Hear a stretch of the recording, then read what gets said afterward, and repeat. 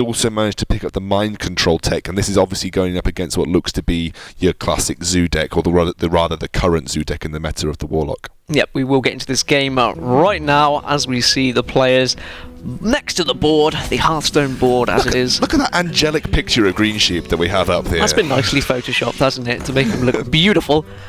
Playing the Zoo lock literally here. glowing. And quite a good start for him, actually. The Abusive Sergeant into the Haunted Creeper, the Dark Peddler, plus the 1-drop that it produces as a follow-up. I always feel that Dark Peddler is more of a turn 3 play than a turn 2 play. Yeah, because then obviously you have that 1-drop that you can potentially play. But I'm just going to quickly, before we get too deep into this game, I'm just going to run through the decks that these guys have been bringing. Obviously we didn't get much chance to discuss that. So Greensheep bring into this tournament Warlock, Shaman, Paladin and Hunter, and the Hunter was banned out by Osha.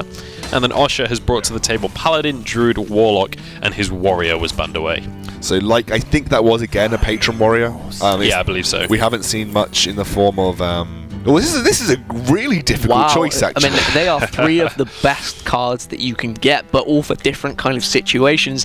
Flame Imp, I was going to say, I think this early early on, board. it makes a lot of This sense. early on, definitely. Maybe later on I would have gone for Power Overwhelming to trade up, but you want to flood the board. I mean, he doesn't know the hand that Osha's got right now. He doesn't know about the Mind Control tech. He doesn't know about the double Keeper of the Grove. So the classic tactic against Druid is literally flood the board. They can't deal with it because they've only got Swipe. And interesting to see if he coins into a Shredder here, but no, he's going to choose to go for the Keeper instead and just use the 2 damage that it produces onto the Flame Imp there.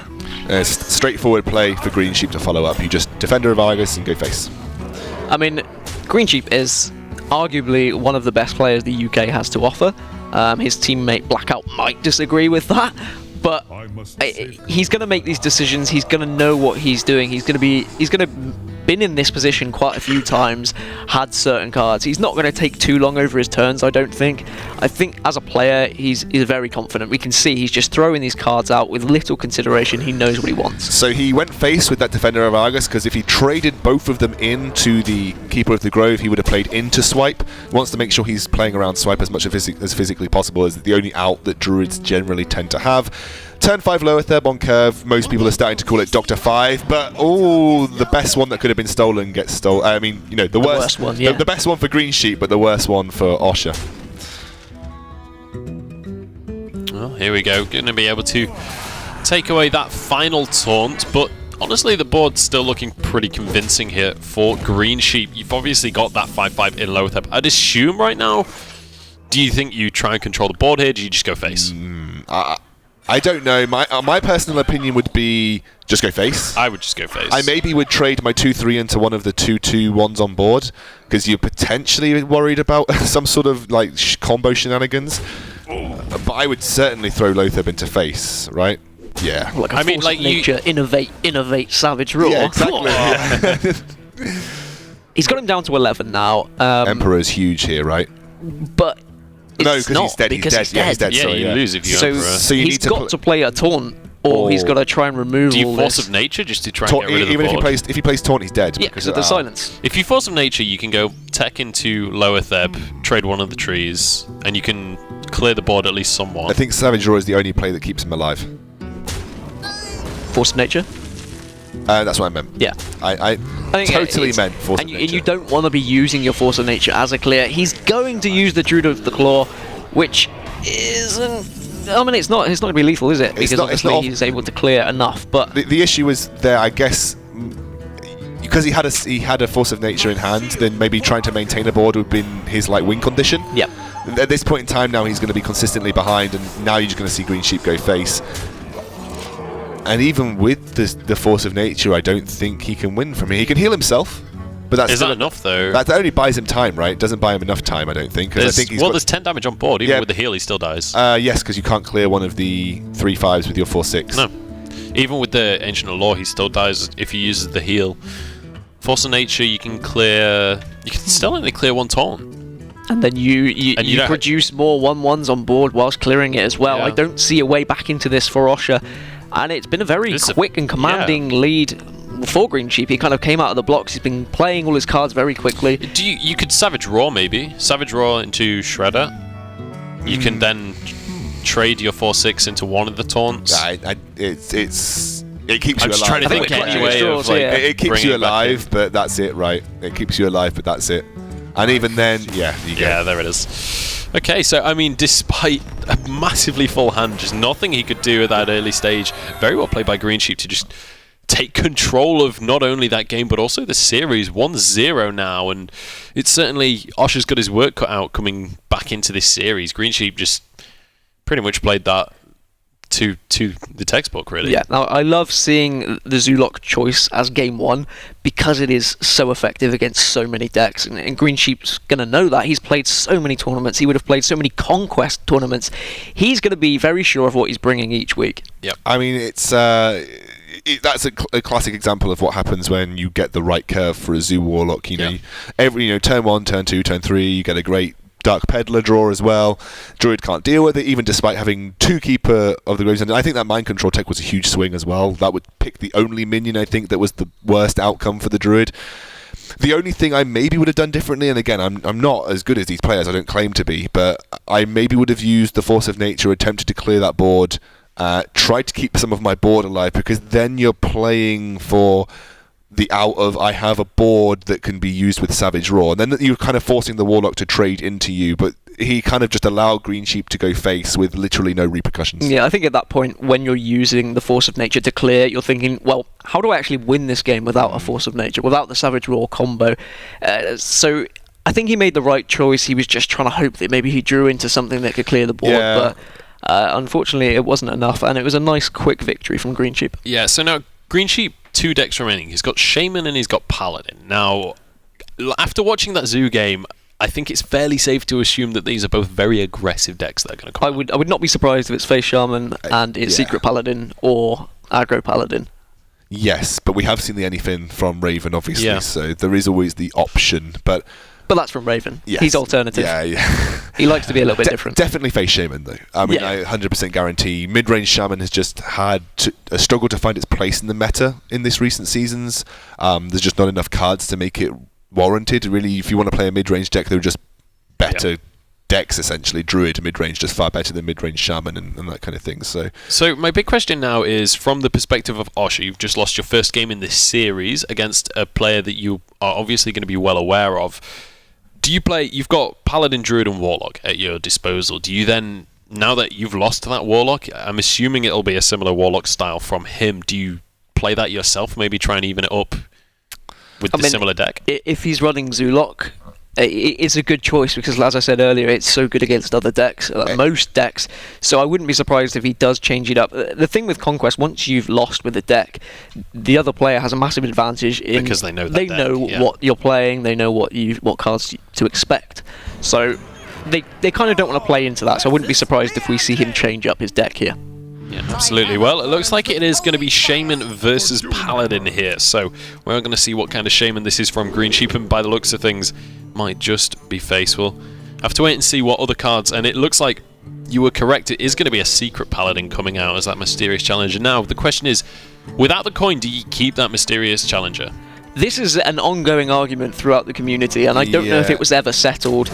A lot of people were saying, yes, you keep the Mysterious Challenger because it's so influential, but a lot of famous streamers said, no, not without the coin. You don't want it without the coin. So I think it's a good decision there, and drawing into Defined Favour, I mean, that's not going to be that big a deal against the Face Shaman. To be honest, in general, Face Shaman does very well against Secret Paladin because you just ignore the secrets. Yeah. You don't have a board to try and trade in, so you just ignore the secrets, and you have Earth Shocks, you have Feral Spirits to buy you time, then you just have all that face damage in the form of the spells, and already a great start from Greensheep having that. Leper Gnome turn 1 is always a benefit. Yeah, because I mean, you throw a Knife Juggler down and it just dies to a 2-1, and instantly you feel kind of bad that that's happened. I mean, Secret Paladin against Face Shaman is something you see a lot. Oh, sorry, I can't see these secrets. You guys can see them. Yeah, I can't see them on the screen. So that's actually going to go in the favour because the Juggler is also going to hit the 2-1 Leper Gnome there. Yeah, Greensheep going to have to use Rock Bite to clear. And that's going to feel harsh because he wants that for... Realistically, he would have wanted that for a Doom Hammer. For a Doom Hammer. Yeah. This is interesting, though. We are seeing a Sludge Belcher included with a Divine Favour here for Osha.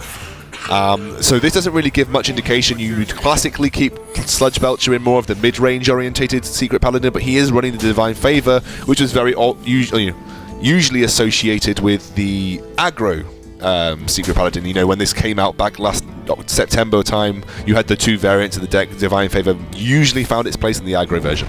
And I wouldn't be surprised if kind of Greensheep has also got a Secret Paladin in his deck choices as well. I think Greensheep has, like I said earlier, he's played a lot of Conquest format. He's going to have calculated many a time what 3 decks, well, I know he brings 4 and 1 ban, but he's going to know what to bring, he's going to know what beats what.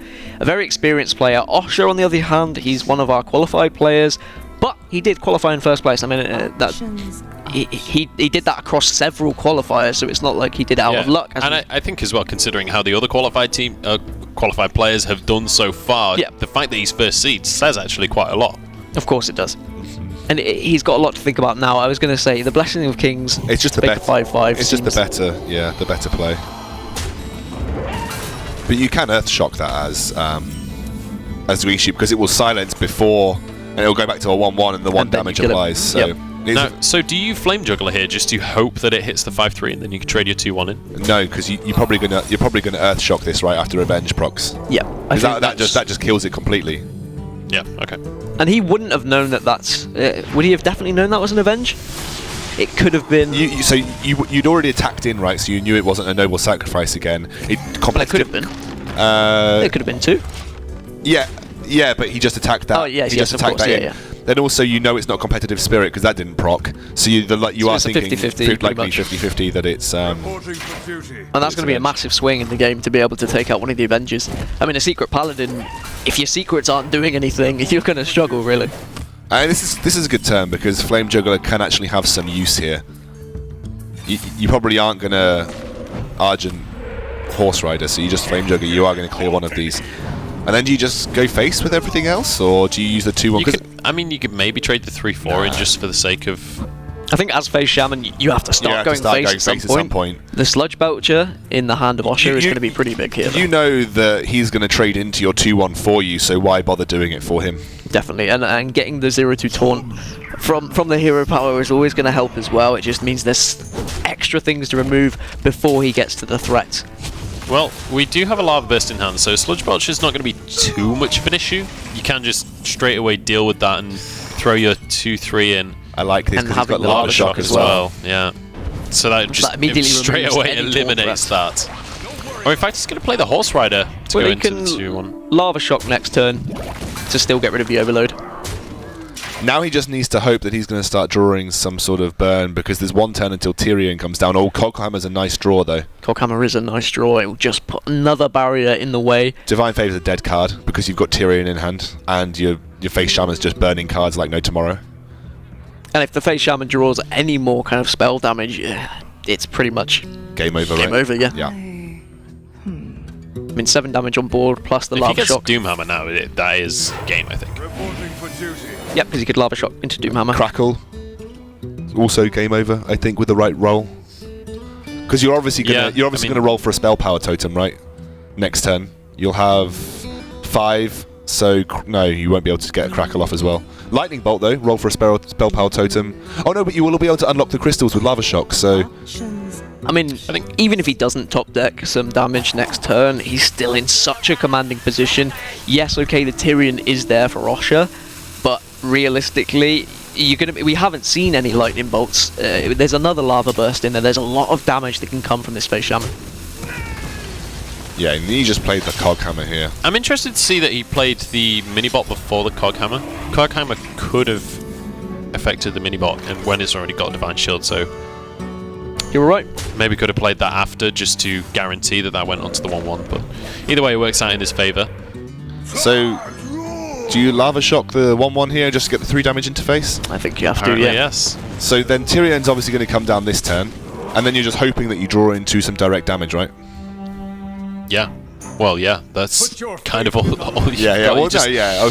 Because he can't even clear this Tyrion. No. So now he needs some direct spell damage. Twice. I mean, if he's got an Ancestral Knowledge, that would have been perfect here. He can clear now, but he loses his entire board. Can he clear? Yeah, with the Divine Abusive Shield? Sergeant. Yeah, because you put the 1/1 in. You trade the 1/1 in and use the Abusive Sergeant. Yeah.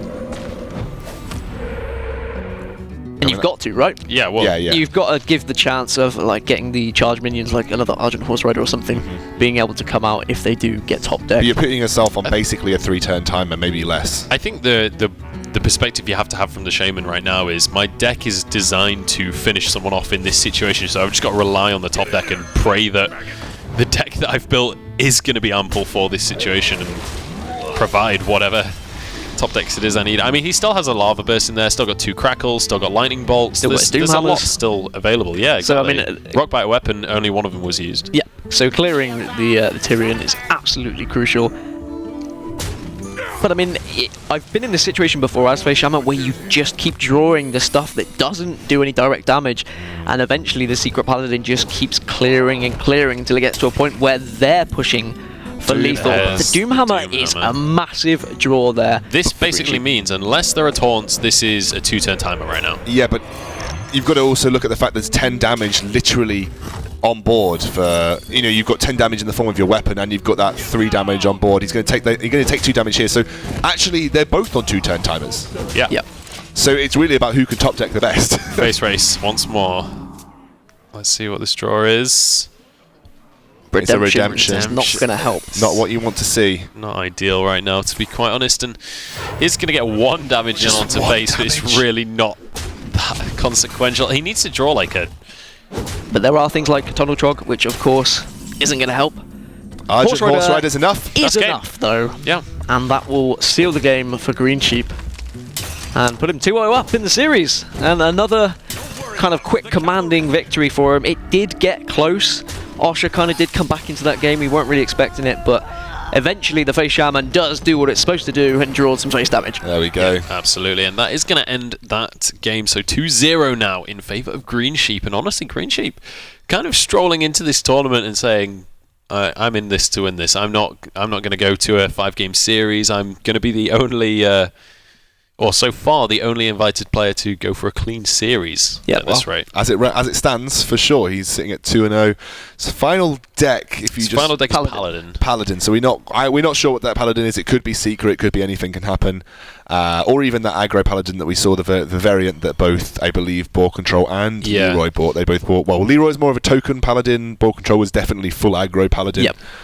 So it's a very versatile deck, the Paladin deck. So I think that the best that you can bring is the Secret Paladin, but we actually have seen a 0% success rate for Secret Paladin so far in this tournament. I'd expect a Secret Paladin, and yes, we've seen a 0% win rate, but to have a Secret Paladin for 3 games, if you were to run Secret Paladin into ladder for 3 games, you're confident you're going to win right, yeah. at least 1 of 3, if not 2 or 3. Most of the times, 3 out of 3. If you get the curve right, if you just get the Secret Paladin curve of this shielded mini bot, maybe coin it, then Knife Juggler, Muster for Battle, Paladin Shredder, Doctor 5, Doctor 6, Doctor 7, Doctor 8. So many doctors. That will just win you any game, right? So I mean, we still have obviously Paladin, Druid and Warlock. I nearly said Drewlock there.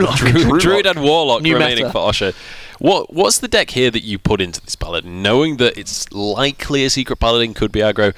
What do you want to go into that? Do you just put your Paladin against it as well? I think that's running too much of a risk if you're genuinely looking to get some sort of reverse sweep here, which given your decks, I think it's very possible versus a Secret Paladin.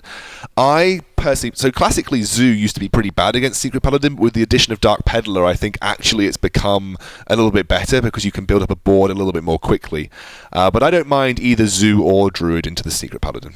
Well, looks like the mulligan is underway. We're ready to get into the 3rd game of this best of 5. Greensheep on the cusp of taking a 3-0, and Osha is going to have his work cut out. Looks like it is going to be the Paladin versus Paladin matchup here. So we'll see what Greensheep has to offer. And it looks like it is just going to be secret versus secret. Now, this is the case where sometimes in a Secret Paladin versus Secret Paladin matchup, I do like to keep Mysterious Challenger. And Osha manages to draw one as well. Oh no, actually Greensheep mulligans it. So deciding not to go with that one. It's a good curve for his efforts. That is a good curve. I mean, Secret Keeper into Shielded Minibot is pretty much the dream. If you can follow up that with some secrets, then you're looking at a very commanding board. But Noble Sacrifice into Knife Juggler, that's exactly what Osha had last game. Again, it's not going to be quite as effective this time though, because it can't just immediately clear the minion that's going to come out. And because of that, he's decided to just coin out the Juggler instead. So this is now a very interesting turn. He's going to play the shielded mini-bot, which I think makes a little bit more sense. But what's going to happen here likely is Osha will either noble sack and just trade into the Secret Keeper, right, which keeps his Knife Juggler safe. I actually myself would have played the Knife Juggler first, because then at least you're nullifying either both Knife Jugglers or giving yourself the chance should he have traded in like that And if the Knife previously. Juggler hits the mini-bot here, then it can kill it off for free. Yeah. Should be nice. But if it was me playing, it would definitely hit face. So this keeps his Knife Juggler safe, and then we know he's got Coghammer next turn. Do you think it would have been worth maybe playing your other mini-bot or your Knife Juggler first, just to try and bait that dagger, try and keep your original mini-bot alive? I mean, you're definitely playing the odds right if you do it that way, but maybe he values a fresh Divine Shield over that minion. I mean, either way, you still have a bot, but it's going to be the Coghammer, just wipes the board there, and it's going to make a very tanky and difficult to deal with Knife Juggler. Do you go for Shredder here? Do you just simply I think Juggler Knife Juggler, dude, is probably the You're option playing here. a 50-50 odd though, right?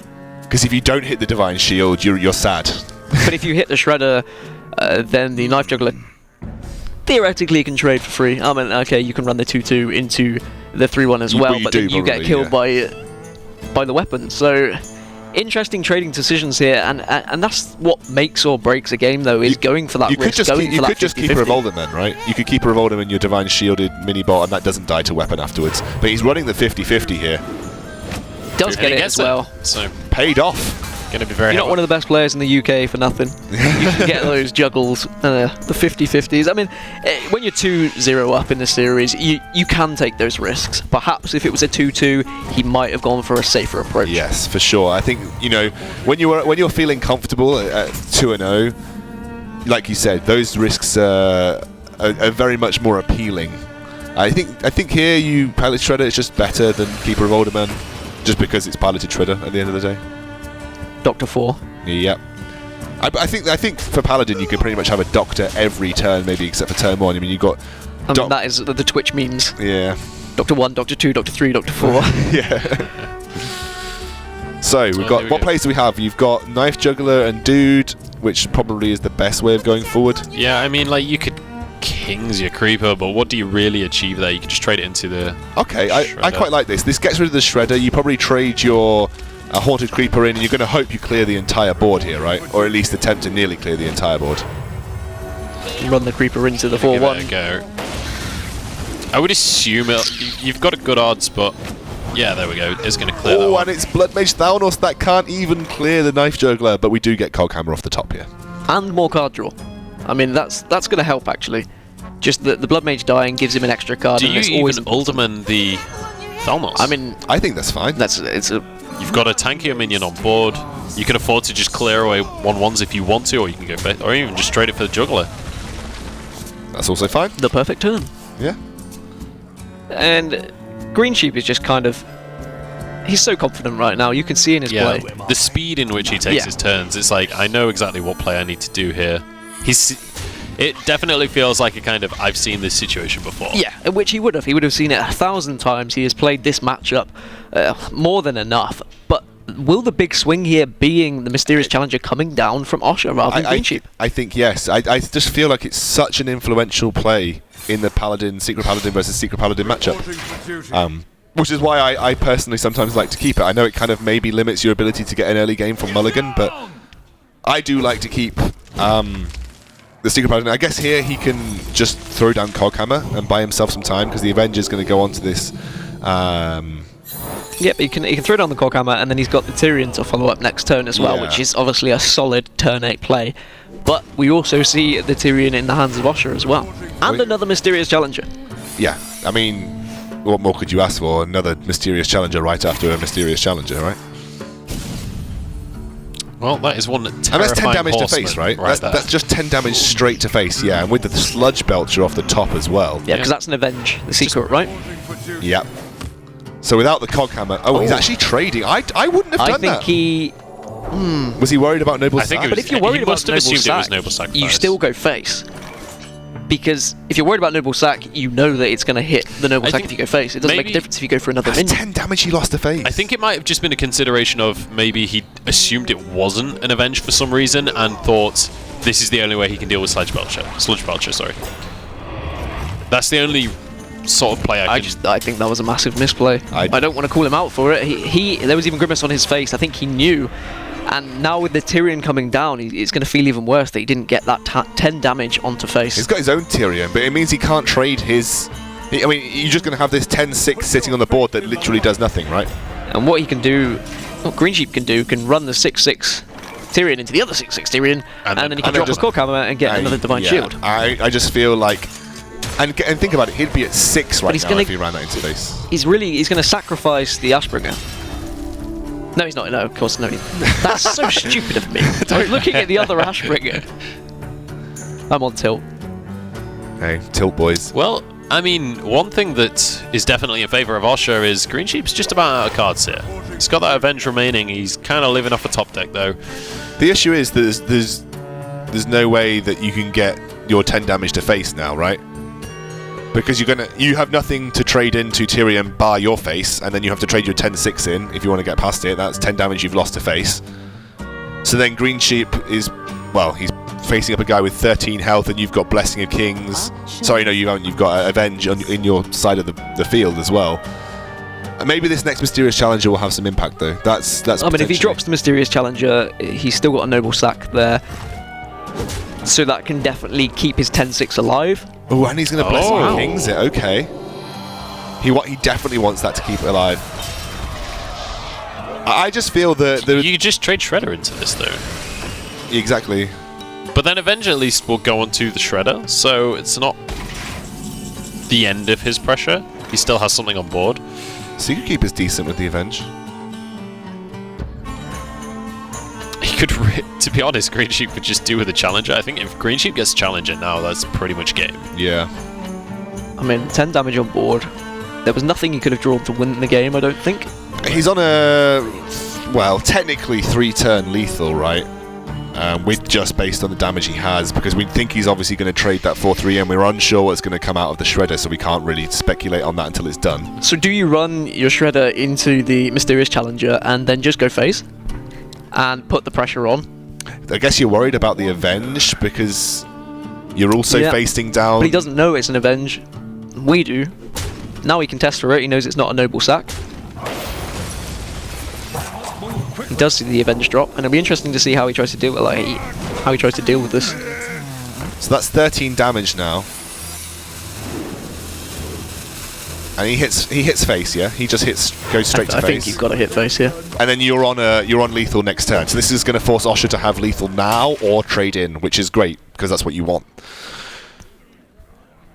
It's not really the greatest to draw, since he's already got the Ashbringer on. Mysterious Challenger, though, that provides one more Noble Sacrifice. I think we've only seen one Noble Sacrifice from Osha. But given the board state... Is that enough? No. I don't think it is. I think that's lethal either way, right? Because given the board state, he can only trade into 2 minions, and because one of those 1/1s throws into the Noble Sack, and then you've still got 10 damage on board. Avenge, if he kills one Avenge procs on something. So I think that's going to be it. That's going to be it. He's going to take this one. Yeah. In a commanding fashion, he's going to win the series 3-0. Because I really don't think that these secrets will make a difference. And I think surely Osha knows that. There's nothing in the hand of Greensheep. He can see what's on board. It is on board lethal. Because he's going to have to face Could you maybe even just go with True Silver Champion just purely to have that extra 2 heal? Will that even make a difference? Well played. I don't think so. Because he's going to have to trade his face into something regardless. And you're going to want to do it into the 4-3, which is just going to put you at 5 anyway. So there you go. He knows he's over. There it is. Greensheep walking away with a convincing 3-0 victory. So across our games today, we've had 3 3-0s, only one of them going the way of the invited players. And then we had our 2-3 earlier as well, which Sottle managed to take away against Raven, which again, going. So we're, in terms of invites versus qualifieds, it's 2-2 on the board. So it is 2-2, and it was a good day. I enjoyed all of those games. I mean, we were a bit worried that kind of maybe all the games would go